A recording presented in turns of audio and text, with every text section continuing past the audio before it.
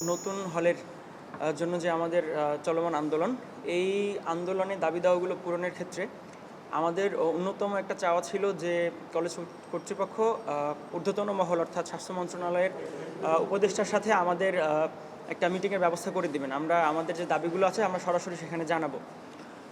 তো সেই দাবির প্রেক্ষিতে গতকাল আমাদের জন্য একটি মিটিং ফিক্স করা হয় এবং সেখানে ঢাকা মেডিকেল কলেজ থেকে আমরা 7 জনের ছাত্র প্রতিনিধি একটি দল প্রধান উপদেষ্টার বিশেষ সহকারী ডক্টর সাইদুর রহমান স্যারের সঙ্গে দেখা করার সুযোগ পাই এবং সেখানে আমরা আমাদের দাবিগুলো তুলে ধরি এবং সেই দাবিগুলোর সাথে তারা একমত পোষণ করেন এবং যৌক্তিক হিসেবে বিবেচনা করেন।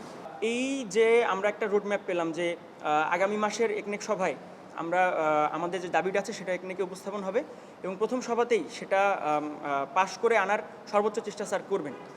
অর্থাৎ আমাদের নতুন হলের যে কাজ সে বিষয়ে আমরা একটা পরিষ্কার রোডম্যাপ পাচ্ছি।